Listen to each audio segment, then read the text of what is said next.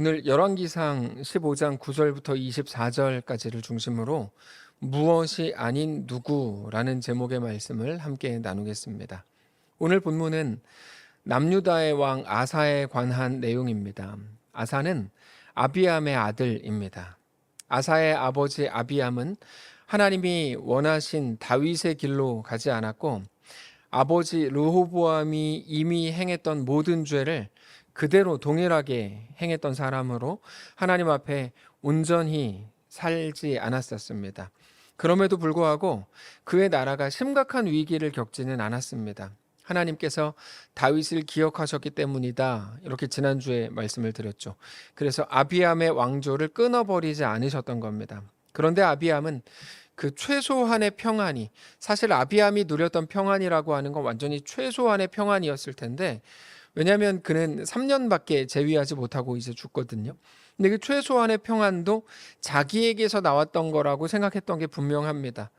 만일에 자기의 잘못에도 불구하고 하나님이 은혜를 주셨다 이렇게 알고 있었다면 분명 자기의 길을 돌이켜서 다윗의 길로 행했겠지만 이 사람은 끝까지 자기의 길을 갑니다. 이게 아쉬움입니다. 결국 아비암은 3년밖에 통치하지 못하고 금방 죽게 됩니다. 그리고 나서 아비암의 아들 아사가 왕이 되는데 아사는 41년을 다스립니다. 그러니까 아비암에 비해서 엄청나게 오랫동안 살았던 사람이죠. 그런데 조금 특이한 건 뭐냐면 바로 10절입니다. 예루살렘에서 41년 동안 다스리니라. 그의 어머니의 이름은 마아가라. 아비살롬의 딸이더라. 우리가 지난주에도 나누었지만 아사의 어머니라고 소개된 이 마아가라는 여자는 사실 아비암의 어머니였습니다. 그런데 오늘 본문에서는 아사의 어머니다 이렇게 소개되는 게 조금 특이한 것이죠. 이게 왜 그렇게 되냐면 사실 마아가가 아비암의 어머니가 맞습니다. 그러면 아사에게는 당연히 할머니가 되죠. 조모가 됩니다. 그런데 오늘 본문에서 왜 어머니라고 표현을 썼는가 하면 아사의 아버지였던 아비암이 왕이 된 지 3년 만에 죽거든요. 그리고 아비암이 죽었을 때 아사는 당연히 어린 나이였습니다. 그래서 아사의 조모, 할머니였던 마아가가 아사의 왕국 그 유다에서 태후로 섭정을 합니다. 13절입니다. 또 그의 어머니 마아가가 혐오스러운 아세라상을 만들었으므로 태후의 위를 패하고 그 우상을 찍어 기드론 시냇가에서 불살랐다. 이렇게 되어 있는데 여기에 어머니라고 표현된 이 표현, 이 말은 태후로 섭정했다 이런 말입니다. 13절에도 뭐 중간에 태후의 위를 패했다 이렇게 나오죠. 그게 우리말 성경에서 번역되면서 어머니라고 번역이 된 겁니다.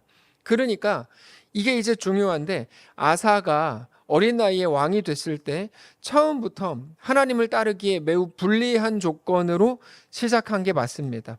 아버지도 하나님을 떠났고 할머니가 섭정을 하는데 할머니는 하나님을 따르지 않고 오히려 뭐 못된 막 신상들 이런 것들을 우상들을 막 섬기고 세우고 아사 자신은 나이가 어리고 어렸을 때부터 모든 가족들이 하나님을 대적하고 떠나는 모습을 보면서 그렇게 자란 게 아사 왕이었습니다. 그러니까 이 아이도 당연히 하나님께 충성하지 않고 하나님을 대적할 가능성이 상당히 높은 그런 상황으로 시작된 게 맞습니다. 우리가 자녀들을 사랑한다 그러고 자녀들이 올바른 신앙을 갖기를 원한다고 하면서 교회에서는 어떤 성도에 대한 욕을 막 하고 어떤 혹은 뭐 여러 가지 기관과 저 사람은 왜 저래, 뭐 저 장로님 왜 저래, 혹은 저 집사님 왜 저래 이런 식으로 계속 부모가 대화를 한다면 그러면서 그 아이가 신앙으로 온전히 자라기를 기대하고 소원한다면 이거 말도 안 되는 겁니다.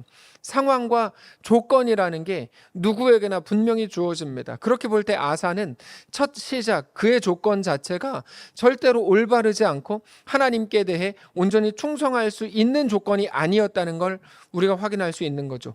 근데 더 놀라게 되는 건 뭐냐면 아사가 이 모든 상황을 뚫고 하나님을 대적하는 분위기, 우상을 섬기는 그런 환경을 뚫고 하나님 보시기에 정직히 행하는 다윗의 길로 행하는 왕이 됐다는 사실입니다. 여러분 이건 너무 놀라운 일입니다. 아사는 결국 다윗의 길로 행한 왕이 됩니다. 몇 안 되는 사람입니다. 아사가 하나님 앞에 어떻게 정직히 행하게 됐는가 하는 것에 대해서 쭉 잘 나오는데, 남색하는 자를 그 땅에서 쫓아냈고 조상들이 만들었던 모든 우상을 없앴고, 특별히 태후로 섭정하던 할머니 조모 마아가가 혐오스러운 아세라상을 만들었는데, 그것 때문에 아사는 태후의 위를 패하고, 그러니까 마아가를 쫓아낸 거죠. 우상을 찍어 기드론 시냇가에 불살랐다, 이렇게 기록이 되어 있습니다. 물론 산당까지 없앨 수는 없었지만 여호와 앞에 평생 온전한 삶을 살았던 왕으로 남습니다. 자기의 삶을 거룩하게 구별해서 성전에 드렸다고 되어 있죠. 11절입니다. 아사가 그의 조상 다윗같이 여호와 보시기에 정직하게 행하여 남색하는 자를 그 땅에서 쫓아내고 그의 조상들이 지은 모든 우상을 없애고, 또 그의 어머니 마아가가 혐오스러운 아세라상을 만들었으므로 태후의 위를 패하고 그 우상을 찍어 기드론 시냇가에서 불살랐으나 다만 산당은 없애지 아니하니라. 그러나 아사의 마음이 일평생 여호와 앞에 온전하였으며 그가 그의 아버지가 성별한 것과 자기가 성별한 것을 여호와의 성전에 받들어 드렸으니 곧 은과 금과 그릇들이었더라. 여러분, 이게 성경이 소개하는 다윗의 길입니다. 아사가 이렇게 살았다라고 하지만 아사는 다윗의 길로 행했다라고 표현하죠. 그러니까 이게 다윗의 길을 따르는 왕들의 일관적인 모습인 겁니다. 우리가 우리에게 주어진 모든 악한 상황과 하나님을 대적하는 모든 환경을 뚫고 하나님께 나아가 충성한다면 그건 너무나 복된 일입니다. 그게 아침 경건회 때 나누었던 오병이어의 시작이었죠. 오병이어 때 우리는 엄청난 기적, 물고기 2마리, 보리떡 5개로 오병이어로 5천 명을 넘는 사람들을 먹였다, 여기에 열광하지만 사실 그것보다 더 우리가 집중해야 되는 게 13절이었다고 말씀드렸어요. 오병이어의 시작은 예수께서 들으시고에 있습니다. 예수님께서 무슨 말을 들었냐면 세례 요한의 죽음에 관한 이야기를 들으셨습니다. 그래서 혼자 한적한 곳으로 가시려고 했던 곳이 벳세다 들판이었습니다. 거기에 사람들이 모여든 거죠. 혼자 있고 싶은데 사람들이 몰려들어요. 우리 같으면 짜증납니다. 근데 예수님은 그것을 무엇으로 바꾸죠? 그 짜증이 되지 않게 하고 긍휼로 바꾸셨다고 말씀드렸어요. 그게 예수님의 능력입니다. 그리고 예수님의 긍휼의 마음이 제자들에게도 이어져서 오병이어 기적으로 이어집니다. 여러분, 성도의 능력은 기억하십시오. 그 뚜룸에 있습니다. 뚜룸. 나를 깊이 침체하게 하고 기분을 완전히 엉망으로 망쳐놓고, 그래서 어떤 것도 막 다 불편하게만 느껴지게 만드는 것 같은 모든 환경과 감정인데, 그거를 뚫고 하나님 앞에 굴복하게 하고 하나님의 마음을 품게 하는 거죠. 여러분, 그래서 하나님께서는 모든 자들에게 스토리, 사건을 주십니다. 사건을 통해 스토리를 주시죠.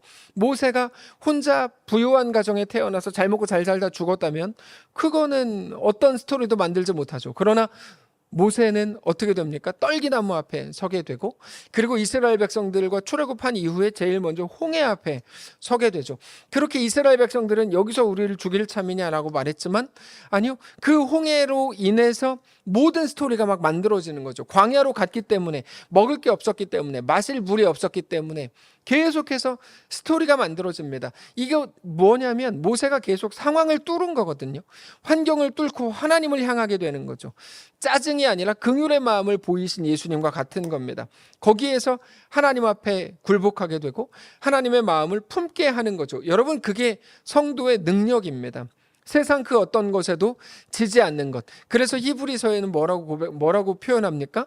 누구도 어떤 세상도 감당치 못할 자가 세워진다. 그게 믿음의 사람이다, 이렇게 말씀하시는 겁니다. 그리고 오늘 본문에서는 그게 아사였다고 소개하시죠. 자, 그러면 상식적으로 우리는 어떤 기대를 합니까? 아사가 잘했으니까 이제 하나님께 칭찬받고 그의 길이 평탄하게 될 거다. 우리는 그렇게 기대합니다. 근데 그렇지 않습니다. 아사 왕이 그렇게 신실하고 정직하고 온전했지만 아사의 통치 기간 중에도 어려움이 끊이질 않아요.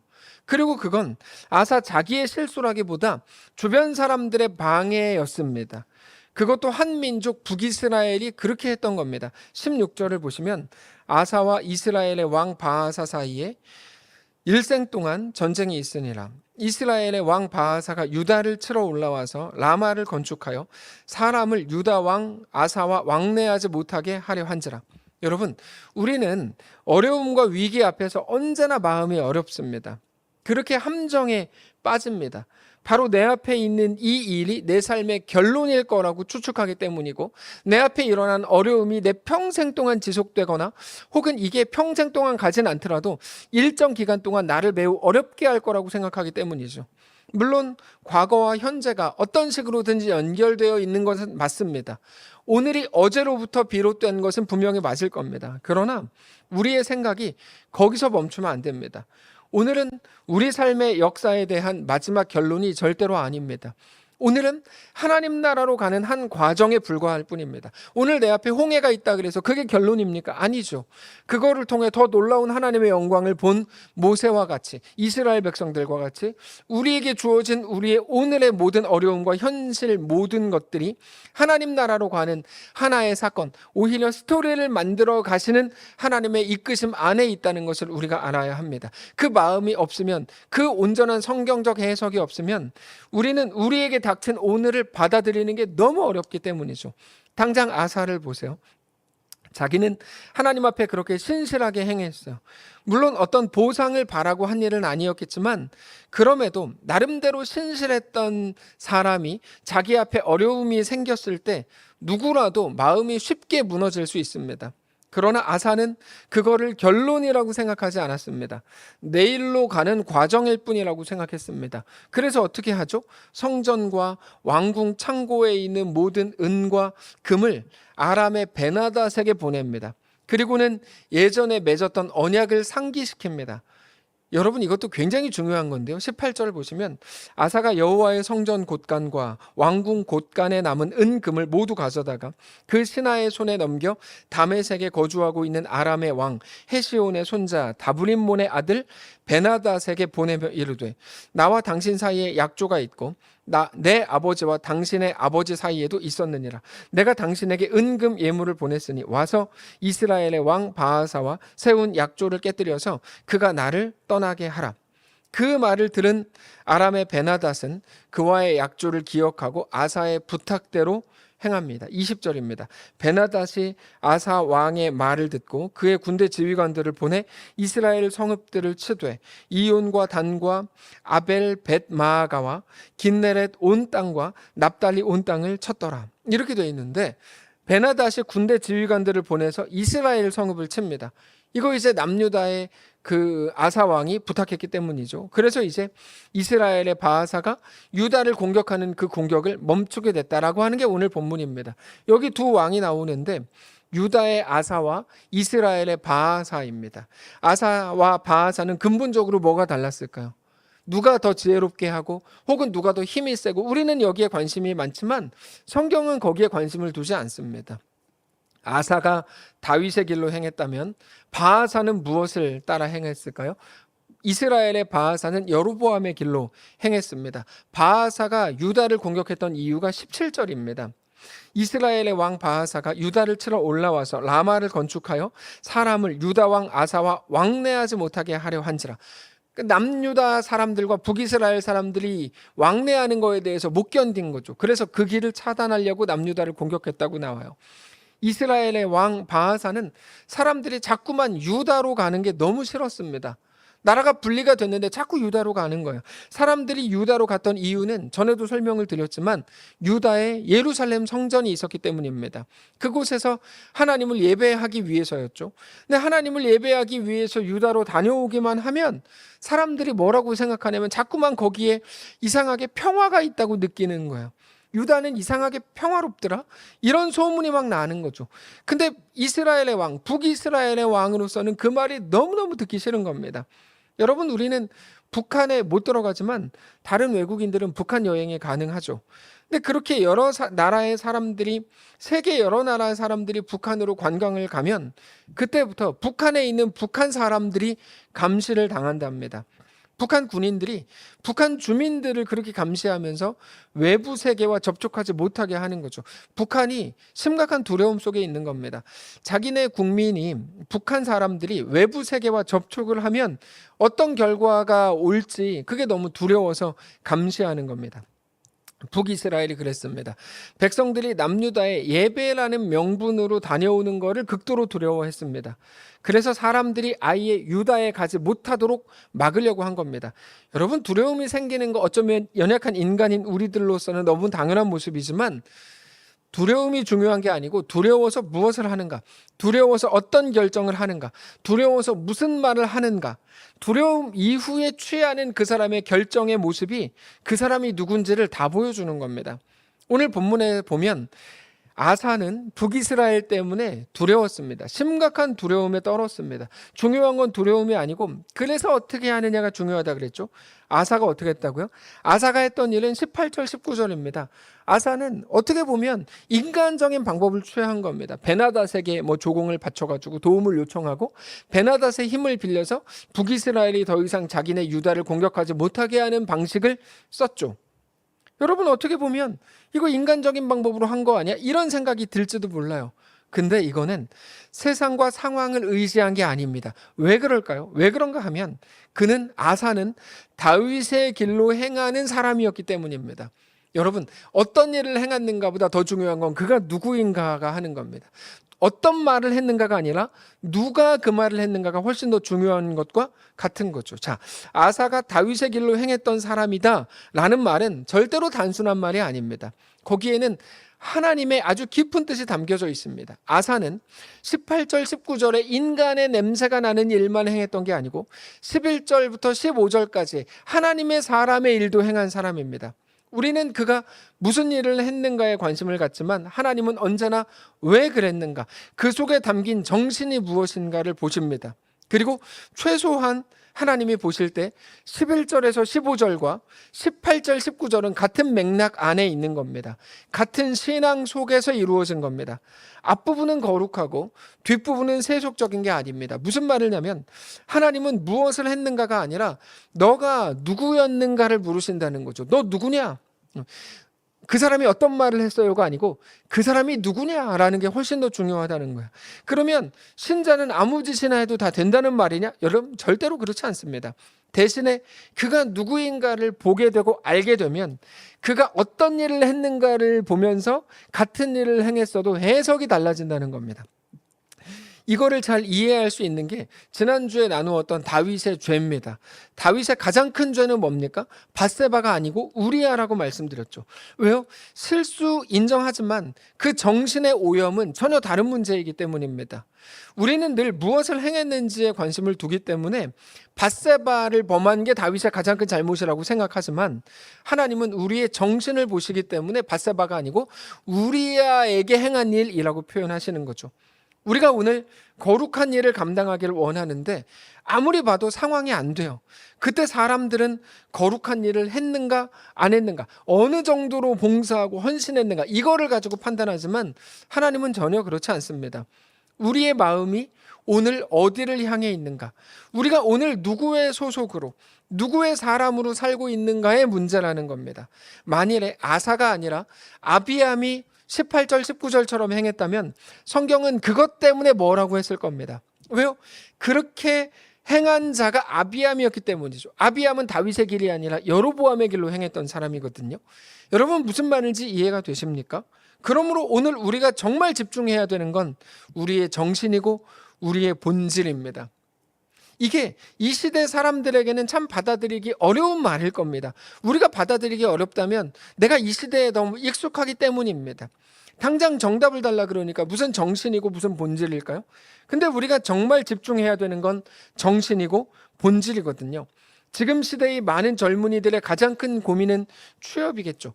어떤 부부의 고민은 재정일 거고 자녀일 거고 혹은 부모와의 관계이거나 사람들과의 대인 관계일 겁니다. 근데 그들과 대화하면서 정말 항상 발견하게 되는 문제의 진짜 본질은 그들이 생각하는 그런 것들이 아니고 하나님 앞에 온전히 서지 못하고 있다는 사실입니다. 어떻게 알 수 있었는가 하면 직장을 다닐 때에도 형태만 다를 뿐 더 깊은 문제들이 얼마든지 많이 있거든요. 돈이 지금 없다고 얘기하고 그게 유일한 문제라고 말하지만 그가 돈이 있었을 때도 형태만 달랐을 뿐 얼마든지 문제가 계속 있었다고요. 처음에는 당신의 문제는 취업이 아닙니다. 자녀나 경제가 아닙니다. 하나님 앞에서의 온전함이 문제의 본질입니다. 라고 말할 때 그들이 납득하지 못합니다. 그러나 긴 시간 대화하는 중에 자신의 문제가 하나님과의 깊은 관계, 그 신뢰였음을 깨닫게 되면서 이제 인정하게 되고 하나님 앞에 무릎 꿇게 되는 거죠. 요즘 시대의 문제가 뭘까요? 물론 저출산, 고령화, 기계와 컴퓨터로 인해 일자리가 대체되고 이런 많은 문제들이 경제가 어떻고 국제 정세가 어떻고 여러 가지 정치가 어떻고 이런 이야기들 할 겁니다. 그런데 그것보다 훨씬 더 큰 문제는 우리가 답답함을 견디지 못한다는 거에 있습니다. 답답함을 견디지 못하고 하루라도 빨리 답을 찾아가지고 우리 앞에 있는 현재적인 고민과 고통을 해결하고 끝내버리려고 하는 게 우리의 진짜 문제라는 걸 알아야 합니다. 우리의 심각한 문제는 거기 있어요. 빨리 답을 찾으려고 하는 거. 그렇게 해서 답답함을 하루라도 빨리 끝내버리려고 하는 거. 그게 왜 문제일까요? 그거 당연한 거 아닙니까? 아니요, 당연한 거 아닙니다. 왜 그러냐면 하나님이 우리에게 지금 답답함을 허락하셨다면 우리가 답답해야 되는 기간인가 보죠. 그 답답함이 깊어지면서 하나님이 우리에게 뭔가를 말씀하시려고 하나 보죠. 한 번은 세상과 시대로 인한 답답함 때문에 제 문제로 인해 답답해하면서 기도하는데 하나님께서 저에게 너 더 답답해져야 돼 라고 말씀하시는 것 같았습니다. 그때 한 대 맞은 것 같았어요. 내가 살아나는 건 답답함을 해결하는 게 아니구나. 답답함 속에서 하나님의 음성을 듣고 그 앞에 굴복하는 거구나. 그걸 깨닫게 됐습니다.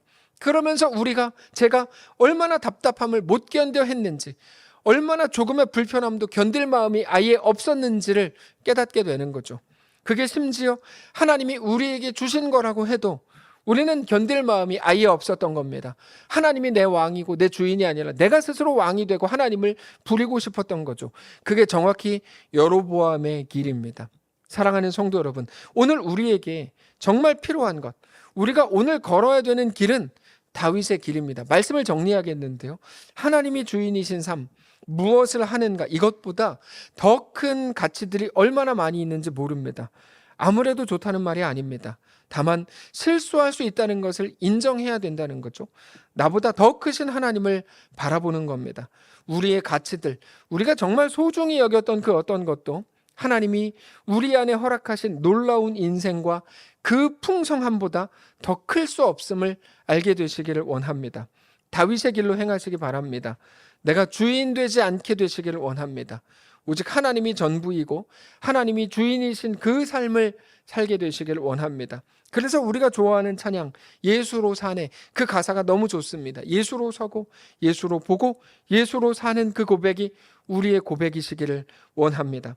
하나님이 주인이신 그 삶을 살게 되시기를 원합니다. 자, 기도하고 다 같이 그 찬양을 하고 예배를 마치겠습니다. 기도하겠습니다.